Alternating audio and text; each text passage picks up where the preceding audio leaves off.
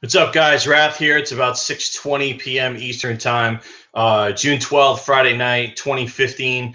Gonna bang this out. Do have a lot of information here. Grab a pen and paper. I'm gonna go try to just bang it out as quick as possible. Got stacks, got value hitters, best plays, value pitcher I like. We just kind of run down as much as humanly possible here, as fast as I can without sounding like the old FedEx guy in the 80s. Shout out to my boy Adam over at Daily Roto, my boy here, local in Charlotte, because I am wearing a Lou Dog shirt tonight.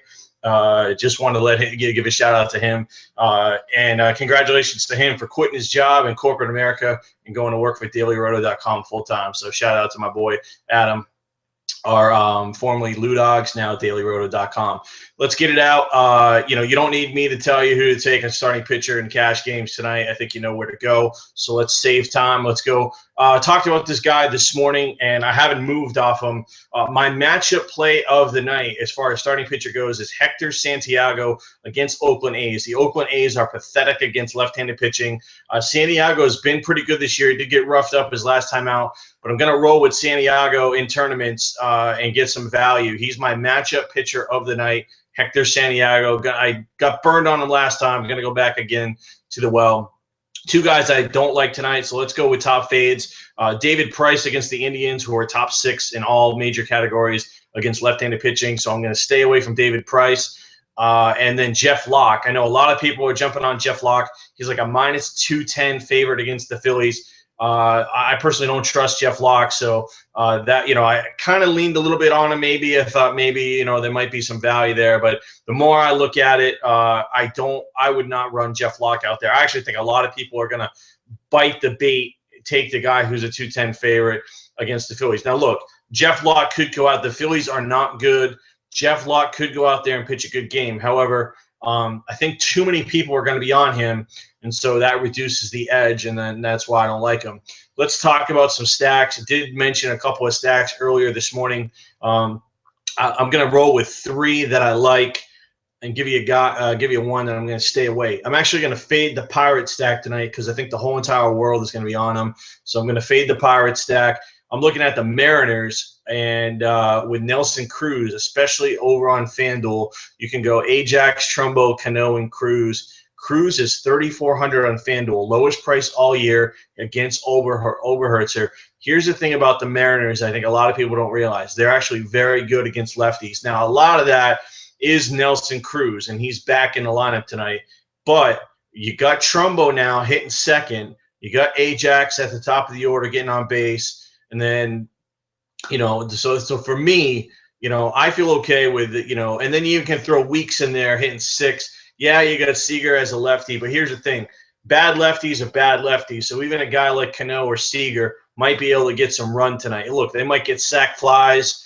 They might find a way to just have guys on base and walk into some RBIs. So for me, I'm good with going with a Mariners stack against Oberherzer. We saw what the Blue Jays did to him last week. I know there's some people out there saying, well, he's a heavy ground ball pitcher, but he stinks. He's a bad pitcher. He shouldn't be in the major leagues, should be in the bullpen, should not be in the starting rotation. It probably won't be long before the Astros actually move him over to the pen. I like the Rays. I've talked about the Rays this morning, and I talked about the Rays in chat all day. I just like cheap stacks against bad pitching. Can John Danks go out there and shut the Rays down? Yes. Do the Rays stink? Yes. However, they're pretty good against lefties. They got some guys that kill lefties. And the way that Cash builds that lineup, he just stacks righties, and he bumps them in the order. So you got Geyer, Butler, Longo, Forsythe, Souza, Elmore. I think all these guys are in play tonight. They're all pretty affordable. Obviously, you're going to pay up a little bit for Longoria, but all super cheap.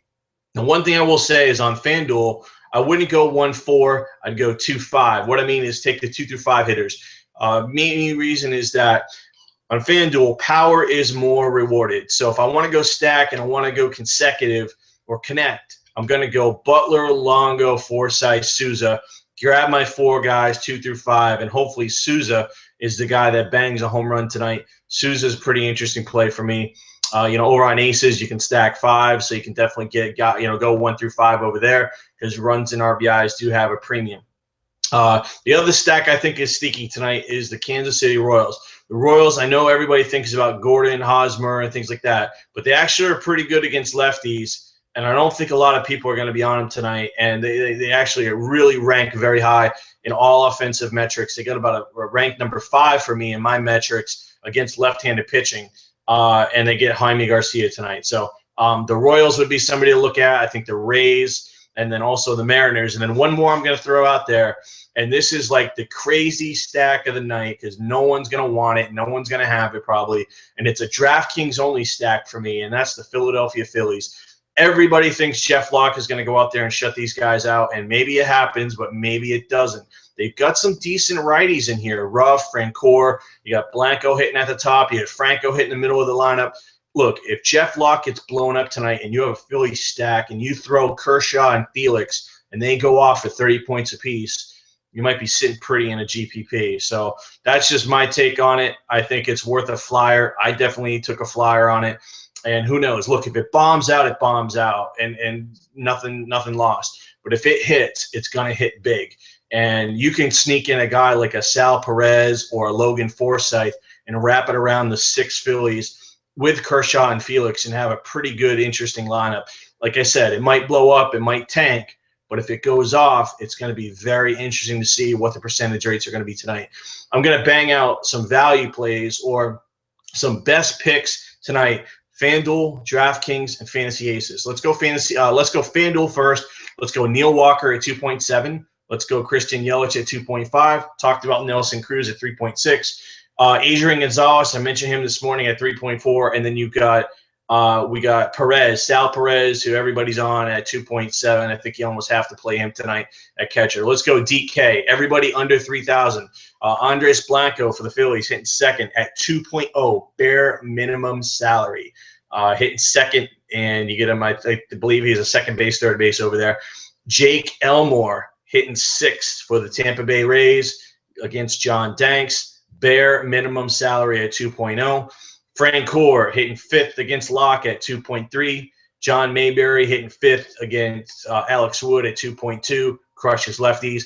And my boy Andre Ethier, who always crushes right-handed pitching, at 3.0, hitting sixth against Despaigne tonight. So those are the 5 guys I like on DraftKings. Gave you some FanDuel. Now let's go over her a bonus. I got Fantasy Aces, some overlap here. Fantasy Aces value plays are pretty much guys under $4,000. Darren Ruff, Jeff Francoeur, Jake Elmore, John Mayberry, and Clint Robinson. Those are the 5 guys I like on Fantasy Aces as far as punt plays, value plays, whatever you want to call it. Clint Robinson, I believe, is a bare minimum salary at 3.0. Always potential to get you a home run. So that's it for tonight. That's the DFS PM edition. And thank you for everybody for picking up the tweet that I put out earlier today in regards to DraftKings running single entry. There's a lot of buzz about it. Let's get these contests filled. Looks like the $100 one filled. Let's get the 10. Let's get the 1.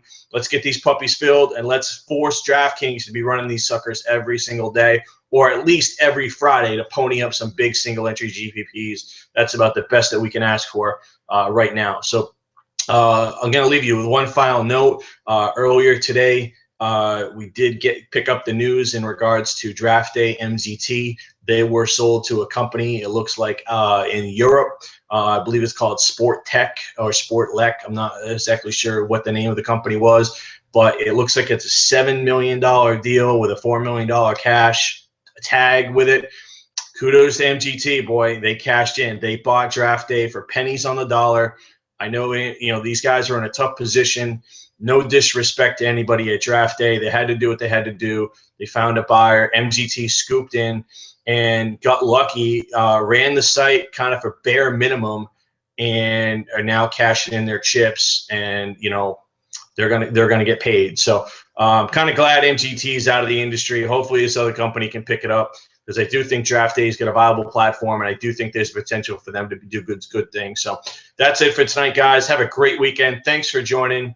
And as we always say here at Roto Curve, stay classy, DFS.